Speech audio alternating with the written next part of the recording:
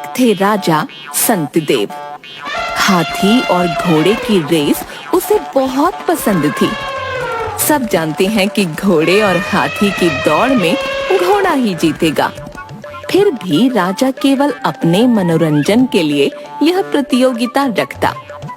हाथी दौड़ते हुए जब अपने भारी भरकम शरीर को हिलाता, उसे बड़ा मजा आता। इसी राज्य में मेहर चंद नाम का एक आदमी रहता था।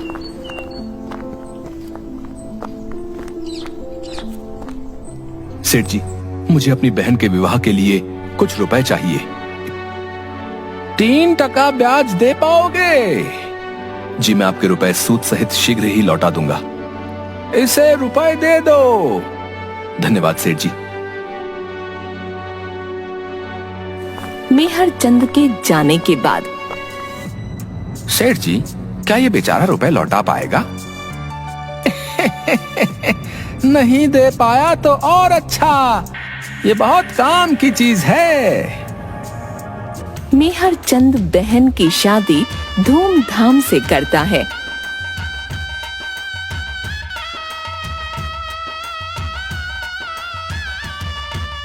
पर समय पर रुपये नहीं लौटा पाता। सेठ अपने आदमी को उसके पास भेजता है।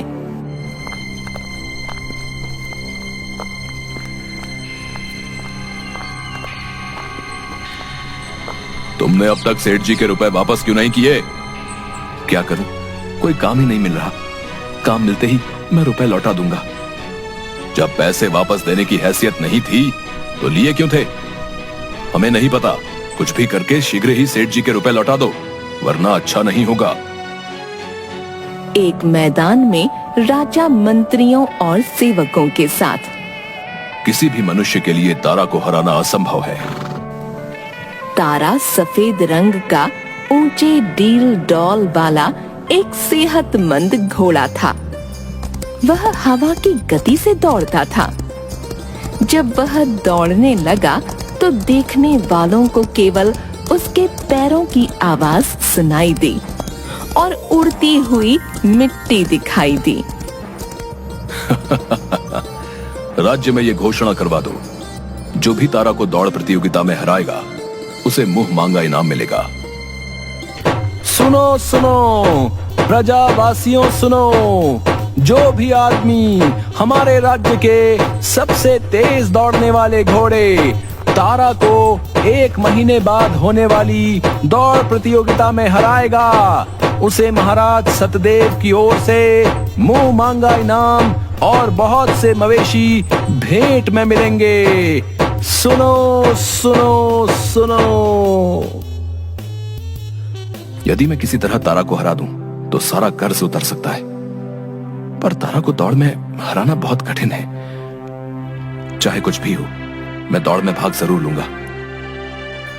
अगले दिन से मेहर चंद ने दौड़ने का अभ्यास शुरू कर दिया।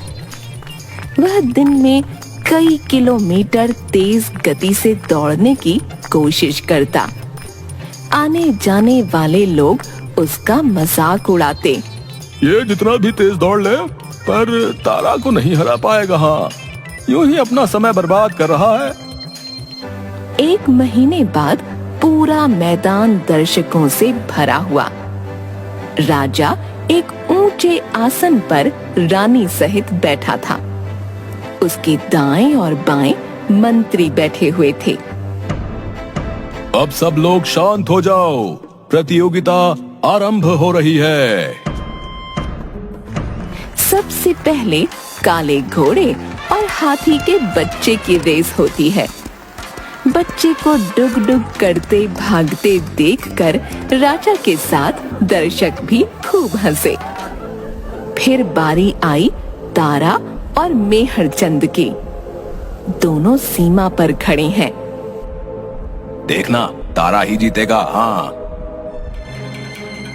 घंटा बजते ही दोनों तेज गति से बराबर दौड़ने लगे। बीच में मेहर चंद थोड़ा धीमा हुआ तो तारा आगे निकल गया। आखिरी पलों में मेहरचंद ने जान लगा दी। वह हवा से बातें करता हुआ तारा से कुछ कदम आगे सीमा पार कर गया। मैदान में एक आदमी तारा और मेहरचंद के बीच खड़ा होकर मेहरचंद का हाथ ऊपर करके, आज की प्रतियोगिता का विजेता मेहरचंद है। अगले दिन राज्यसभा में महाराज की जय हो। राजा यहाँ वहाँ देखता है। महाराज दरबान। बोलो। महाराज मेहरचंद आया है। कितनी बार कहा है तेज बोला करो, हमें ऊंचा सुनाई देता है। महाराज मेहरचंद आया है, बुलाओ उसे। महाराज की जय हो। कहो मेहरचंद, कैसे आना हुआ? जी वो मैं जानता था तुम अवश्य आओगे। सब लोग महाराज की ओर देखते हैं। मैंने ही तुम्हें इनाम देने के लिए मना किया है। क्यों महाराज, ये तो विजेता घोषित हुआ है। कैसा विजेता? कुछ समझ नहीं आया महाराज। हम इसे विजेता नहीं मानते।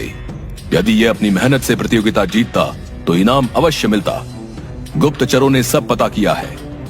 प्रतियोगिता से पहले तुमने ऐसे अन्न का सेवन करना शुरू कर दिया था जिनसे खूब ऊर्जा और ताकत मिलती है। ये बात सही है ना? जी महाराज। तो इसमें तुम्हारी मेहनत और योग्यता कहाँ है? ये कमाल तो हमारे राज्य के अन्न का है, यहाँ की मिट्टी का है। तुम इनाम के हकदार नहीं हो, जाओ यहाँ से। मेहरचंद रोते हुए सिर झुकाकर वहां से चला जाता है। मंत्री रसोई घर में। जैसा मैंने कहा है वैसा करो। आप जानते हैं ना महाराज का पेट थोड़ा नाजुक है। हाँ, मुझे सब पता है। फिलहाल उनका पेट नाजुक नहीं, मोटा होता जा रहा है। ऐसे ही पेट निकलता रहा तो राज्य कैसे संभालेंगे? आप कौन से पतले हैं? ए, तुम अपना पेट तो देखो।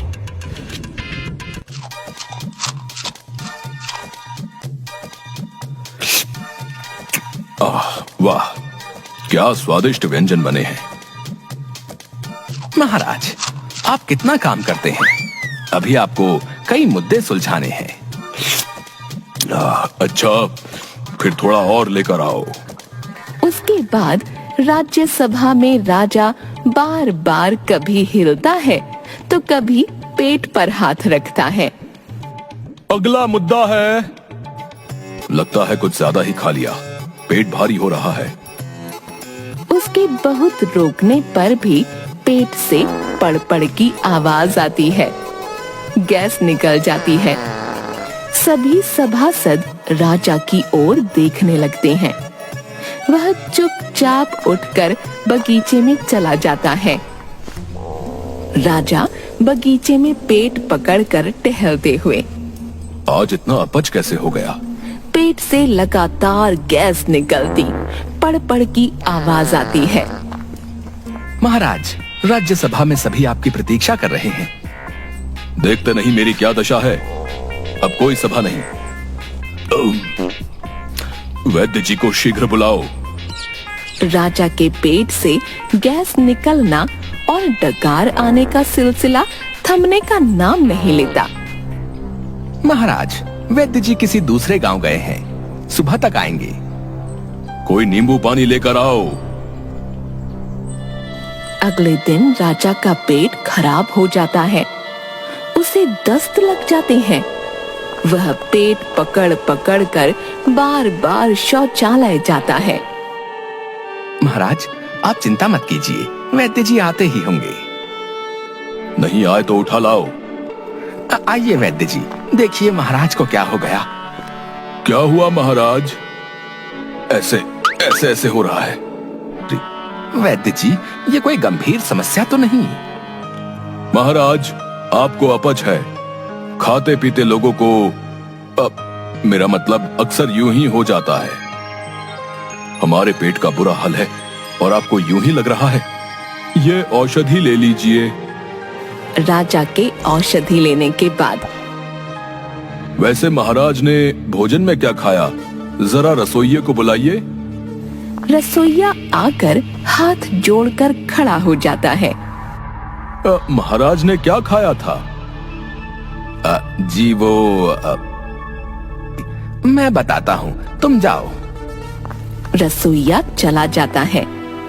महाराज, आपने वही अन्न खाया जो मेहरचंद ने प्रतियोगिता से पहले खाना शुरू किया था। क्या? क्यों?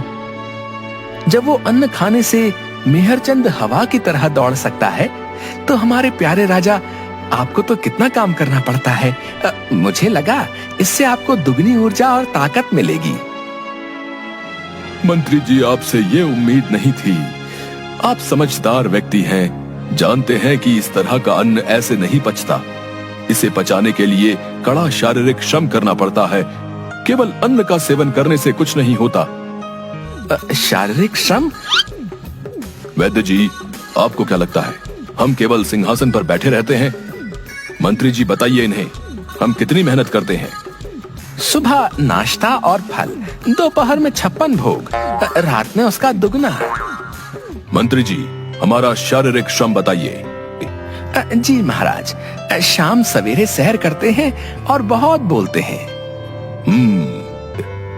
माफ कीजिए महाराज, दौड़ने और टहलने में बहुत अंतर होता है। मेरा अर्थ ऐसे श्रम से है जिसमें मनुष्य की देह और हड्डी एक हो जाए। शरीर मेहनत करेगा तभी ऐसे अन्न से ऊर्जा और ताकत मिलेगी। यह सुनकर मंत्री के चेहरे पर मुस्कान आ जाती है। धन्यवाद वैद्य जी। ठीक है, हमें अपनी भूल का एहसास हो गया है। कल मेहरचंद को बुलवाओ। सभा में हम तुम्हारी मेहनत को पहचान गए हैं। तुम इनाम के असली हकदार हो। मेहरचंद का चेहरा खिल जाता है। तुम कोई भी 50 मवेशी ले सकते हो। महाराज की जय हो। आज से तुम्हें सेना को दौड़ने का प्रशिक्षण देने के लिए नियुक्त किया जाता है। धन्यवाद महाराज, मैं मन लगाकर राज्य की सेवा करूंगा। राजा हाँ में सिर हिलाता है। अवश्य मेहरचंद, तुम इस राज्य का अन्न जो खाते हो। सभी लोग मंत्री की ओर देखने लगते हैं। इसके बाद सब सभा से जाने लगते हैं, राजा और मंत्री बात करते हुए। मंत्री जी, आप जानते हैं कि हमारा पेट नाजुक है, तो आपने अपनी बात समझाने का ये तरीका क्यों अपनाया? महाराज, कुछ बातें कान के रास्ते दिमाग में जाती हैं, तो कुछ पेट के रास्ते से। अच्छा, अगली बार अपनी बात समझाने का कोई सरल तरीका अपनाना, वरना ठीक नहीं होगा। जी महाराज।